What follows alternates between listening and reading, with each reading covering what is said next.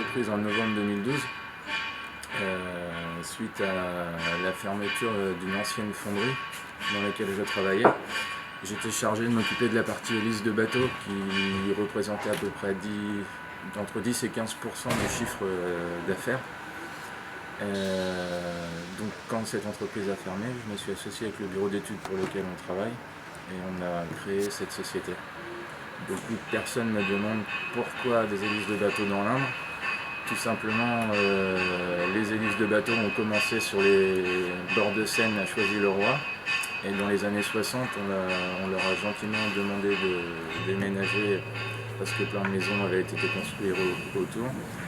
Et à l'époque, le savoir-faire des hélices de bateau a été déménagé à Lucé-le-Mal, dans l'Indre, parce qu'il y avait une fonderie qui était à vendre. Quand j'ai créé la société, j'avais besoin d'un local avec un pont roulant. Il y en avait un dans la zone de Villedieu-sur-Indre. Voilà pourquoi les hélices sont arrivées ici. Alors, dans cet atelier, donc, on est principalement basé donc, sur les hélices, donc, aussi bien hélices à basse cuivre que ce soit du laiton ou du cupro-aluminium. Pour le domaine fluvial, parce qu'on travaille autant pour le fluvial que pour le maritime, pour le domaine fluvial, on fabrique aussi des hélices en fonte. Après, nous faisons la réparation de toutes les hélices dans la mesure du possible, bien sûr. Et donc après, nous avons la partie pièces mécaniques de fonderie, principalement en bronze. Et on a une petite partie, beaucoup plus pour les étangs de Brenne ou autres, sur les vannes d'étangs qui sont en fonte. On travaille beaucoup sur toute la face, sur toute la côte atlantique. On va remonter jusqu'au nord de la France. Et après, on travaille aussi sur les fleuves, la Seine, un petit peu le Rhône.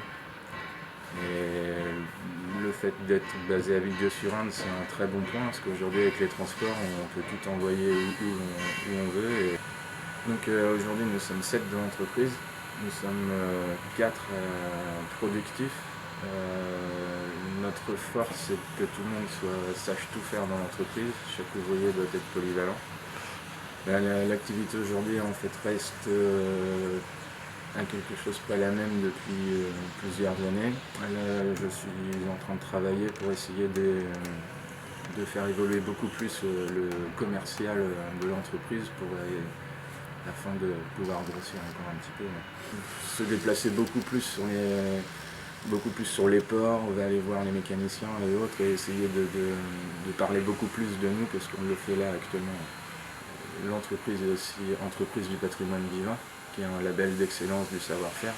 Pour moi, l'entreprise et les employés, ça nous a apporté une reconnaissance.